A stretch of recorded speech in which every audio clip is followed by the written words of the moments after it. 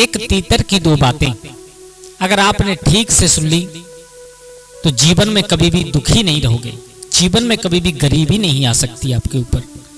कुंडली मारकर सोया हुआ भाग्य भी जग जाएगा। तो नमस्कार दोस्तों, स्वागत है आपका हमारे गजब ज्ञान यूट्यूब चैनल में। दोस्तों आज हम आप लोगों के सामने एक ऐसी ज्ञानवर्धक कहानी लेकर के आए हैं जिस कहानी को सुनने के बाद आप और हमको बहुत कुछ सीखने के लिए मिलेगा और बड़ी ही ज्ञानवर्धक, बड़ी ही मोटिवेशनल, बड़ी शिक्षाप्रद कहानी है। इस कहानी से, कहानी के अंत में एक तीतर और ऐसी दो अनमोल बातें बताएगा जो हमारे जीवन में बहुत कुछ प्रभाव डालेगी। अगर हम लोगों ने उन बातों को मान लिया तो कभी भी हम संकट की घड़ी हमें नहीं घेर सकती, कभी भी गरीब नहीं रह सकती।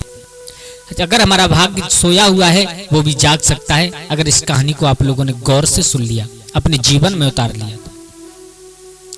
तो दोस्तों कहानी प्रारंभ करने से पहले एक निवेदन करूंगा छोटा सा। अगर आप हमारे चैनल पर नए दर्शक मेहमान बंधु बनकर के आए हैं तो हमारे चैनल को सब्सक्राइब करें और अपने परिवार के साथ में शेयर जरूर करें। और हाँ, वीडियो को पूरा अंत तक जरूर देखें, क्योंकि आप लोग जब तक पूरा नहीं देखोगे तब तक कोई बात समझ में नहीं आएगी और आधा अधूरा ज्ञान हमेशा खतरनाक साबित होता है। तो आ जाओ, आप लोगों का समय कीमती बर्बाद ना करते हुए गौर करते हैं कहानी की तरफ। कि किसी गांव में और एक शिकारी रहा करता था। उसका रोजाना का यही पेशा था कि पक्षियों को पकड़ करके लाना और शिकार करके उनसे अपना पेट भरना। देखो, शिकार करना एक गलत बात हुआ करती है बहुत, क्योंकि हमें कोई हक नहीं होता कि किसी की जान लेकर के हम अपना पेट भरें। हमें किसी ने यह हक नहीं दिया कि हम किसी की जान, किसी की जीवन को खत्म करके किसी की जान लेकर के अपना पेट भरिए। बहुत गलत बात हुआ करती है। तो शिकारी का यही नियम था कि रोजाना जंगल से पक्षियों को पकड़ करके लाता और उससे अपना पालन करता। मेरे भैया, एक दिन की बात, एक दिन उसके हाथ में एक तीतर का जोड़ा लग गया। जब तीतर का जोड़ा हाथ में लगा तो उस तीतर के जोड़े को देख करके बहुत खुश हुआ। बोले, रोजाना एक पक्षी मिलता था, आज दो मिले। लेकिन उसे नहीं मालूम था कि ये पक्षी बहुत ही बुद्धिजीवी है। मेरे भैया दोनों को पकड़ करके पिंजरा में बंद करके और अपने घर ले आया। उसने ला करके उस पिंजरा को एक खूंटी पर टांग दिया और संध्या के समय बैठ करके और अपना जो कुछ भी नित्य कार्य था वो कार्य किया। आज उसने विचार किया, बोले इन पक्षियों से इन्हें हमें लेकर के आया हूं तो इन्हें सुबह के लिए रखें। और उसी जिस खूंटी पर तोता, उस तीतर के जोड़ा का पिंजरा टंगा हुआ था ना, उसी खूंटी के पास में नीचे अपना बिस्तर लगा करके लेट गया। अब वो लेट आया, उसे नींद नहीं आई। उससे पहले ही वो तीतर के जोड़ा ने आपस में बात करना प्रारंभ किया। क्या बात करना प्रारंभ किया? जो तीतरी मादा थी, तीतर की पत्नी, बहुत घबरा रही है, पसीना चल रहा है। बोले, सुबह होते ही हम दोनों को ये मार देगा, आज हमारी आखिरी रात है।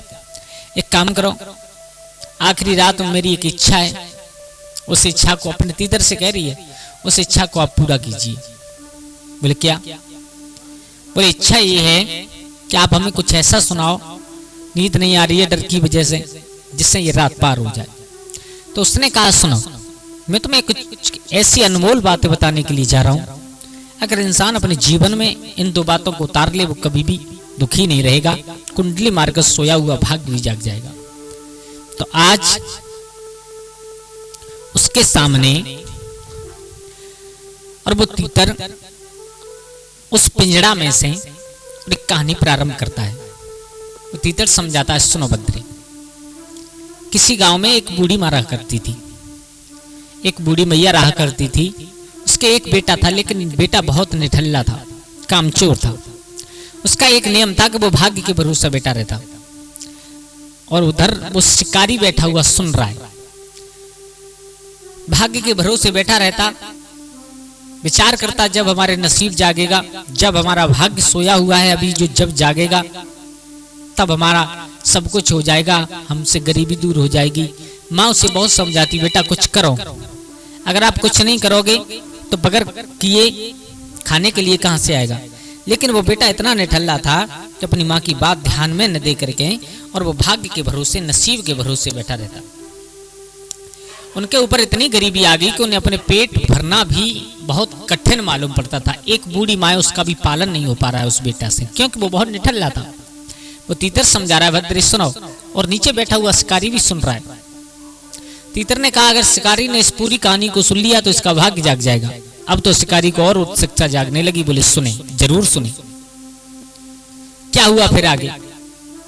तो वो तीतर कहने लगा, सुनो, एक दिन उसकी माँ ने अपने पास बिठाया और कहा, बेटा तुम कोई काम धंधा क्यों नहीं करती, ऐसे कैसे जीवन कट जाएगा, मेरी थोड़ी सी जिंदगी है, कुछ दिन बाद और मैं चली जाऊंगी, भगवान के पास में प्यारी हो जाऊंगी, लेकिन फिर बेटा तुम्हारा क्या होगा, अगर तुम कुछ काम धंधा नहीं करोगे, थोड़े चार पैसे नहीं कमाओगे, तुम्हारी शादी कहाँ से होगी, है? शादी नहीं होगी, मेरे मरने के बाद तुम्हें खाना बना करके कौन खिलाए, क्या होगा बेटा तुम्हारी जिंदगी का। दोस्तों ये माँ होती है, माँ को अपने बेटा की इतनी चिंता होती है कि चाहे अपने प्राण चले जाए लेकिन वह बेटा को दुखी नहीं देखना चाहती। माँ की बात उस बेटा की समझ में आ गई। उसने विचार किया, मैया आज तक हम भाग्य के भरोसे बैठे रहे, कोई कर्म नहीं किया, और आज से हम कार्य करना प्रारंभ करेंगे। तो और तो कुछ काम नहीं मिला, उसे एक कुल्हाड़ी लेकर के जंगल में लकड़ी काटने के लिए गया। जब लकड़ी काटने के लिए गया तो वहां पर जंगल में और एक संत बैठे हुए मिले उसे। वो तीतर समझा रहा है, सुनिए, एक संत बैठे हुए मिले तो उस बेटा ने झुक करके संत के चरणों में प्रणाम किया। प्रणाम करने के बाद वहीं पर बैठ गया। संत ने खैर कुशलियत पूछा, बेटा भूखे तो नहीं हो, प्यासे तो नहीं हो, बेटा ने मना कर दिया। तो आज संत के पास में वो बेटा बैठा है। बेटा ने कहा, बाबा जी एक बात बताओ, ये मेरा समय कब तक ऐसा रहेगा, कब तक मेरा भाग्य सोता रहेगा। बाबा जी मुस्कुराने लगे। बाबा जी कहने लगे, बेटा तुम्हारा भाग्य सो रहा है और मुझे मालूम है कहां सो रहा है। वो यहां से ठीक 100 योजन की दूरी पर पश्चिम दिशा में एक जंगल है, उस जंगल का नाम बताया। उस जंगल में एक अखेबर का पेड़ है, उस पेड़ पर तुम्हारा भाग्य उल्टा लटका हुआ सो रहा है। बेटा ने कुल्हाड़ी को वहीं पर रखा और विचार किया, मुझे जाना है जरूर। सबसे पहले अपने भाग्य को देखे वो जगेगा या नहीं जगेगा। मेरे भैया आज वो बेटा कुल्हाड़ी वहीं पर रख करके कहीं से उस बाबा जी के पास से एक घोड़ा लेकर के उस घोड़ा पर सवार होकर के उसी जंगल के लिए चला जिस जंगल का पता उस महात्मा ने बताया था। धीरे धीरे धीरे धीरे बेटा चलता चला गया और कहां पहुंचा, जिस पेड़ पर और उसका भाग्य उल्टा लटका हुआ कुंडली मार करके सो रहा था। मेरे भैया भाग्य सो नहीं रहा था, भाग्य जाग रहा था। और जैसे ही उस बेटा ने देखा, बोले यही है मेरा भाग्य, पहचान लिया। तो उसने कुछ नहीं कहा, केवल एक कांटों वाली लकड़ी उठाई और विचार किया, आज इसको इतना पीटूंगा कि शायद ये जीवन में कभी सोए नहीं। ध्यान देना सब लोग। वो तीतर समझा रहा है, सुनिए अपनी पत्नी तीतरी को, और उधर वो शिकारी बैठा हुआ सुन रहा है। जैसे ही उस कांटों वाली लकड़ी से भाग्य को, अपने भाग्य को पीटना चाहा उस बेटा ने, उसी समय उस भाग्य ने आवाज दी, क्या कर रहा है? क्या कर रहा है तुम? बोले आज मैं तुम्हें ऐसा कर दूंगा कि तुम जीवन में कभी सोओगे नहीं। बोले क्यों? बोले तुम्हें मालूम है मेरे ऊपर कितनी मुसीबत तक पड़ गई। मेरी माँ को कोई दिन तो बगैर खाना मिले मेरी माँ सो जाती थी, लेकिन तुम्हें इतनी शर्म नहीं आई कि तुम थोड़ी से भी जाग जाते। उस भाग्य से आवाज आई है, बेटा सुन, मैं सो नहीं रहा हूं, मैं तो जाग चुका हूं। मैं तो उसी समय जाग चुका था जब तूने ये फैसला किया था अपनी माँ की बात मानकर कि अब मैं कुछ ना कुछ कर्म जरूर करूंगा। हाँ दोस्तों, सोचना इस बात को एक बार, आप लोग सब जितने भी दर्शक हैं हमारे, मैं तो उसी समय जाग गया था जिस समय तूने केवल ये फैसला किया था अपनी माँ की बात को मानकर कि अब मैं कर्म करूंगा। बेटा मैं कहां सो रहा हूं? अगर तू इस फैसला को आज नहीं, आज से चाहे कितने भी दिन पहले कर लेता कि मुझे कुछ ना कुछ कर्म करना चाहिए, क्योंकि बगैर कार्य किए कभी पेट नहीं भरता है, कभी जिंदगी नहीं चलती है, तो बेटा मैं उसी दिन जाग जाता। क्योंकि भाग्य हमेशा कर्मों से लिखा जाता है, न कि भाग्य से किसी का कर्म नहीं लिखा जाता। हम जैसा कर्म करेंगे हमारा वैसा नसीब होगा। हम जैसा अपना कर्म करेंगे, जैसा कृत्य करेंगे, उसी प्रकार हमारा भाग्य लिखा जाएगा। क्यों? क्योंकि कर्म प्रधान बताया है इस संसार में। इस संसार में कर्म प्रधान बताया है।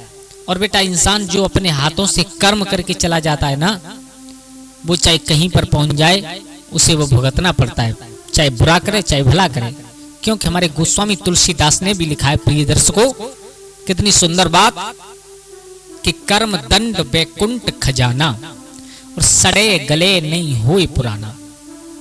इंसान जैसे कर्म के बीज बो करके जाता है वो उसे भुगतना पड़ता है।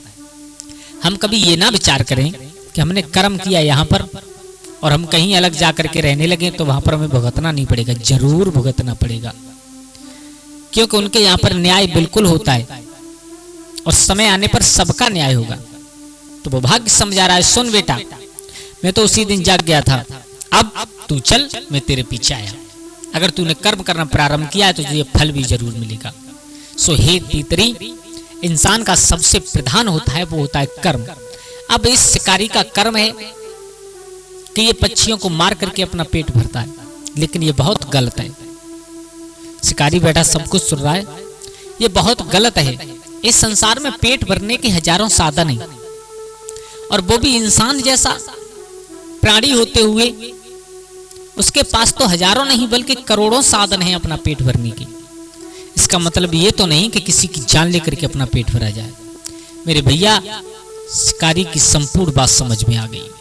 शिकारी उठा, उठ करके उस पिंजड़ा को खूंटी से नीचे उतारा, पास में रख लिया और हाथ जोड़ करके विनय की है उस तीतर और तीतरी से, सुनो तुमने आज मुझे ऐसी बात बताई है कि जिसे जीवन में कभी भी मैं भूलूंगा नहीं।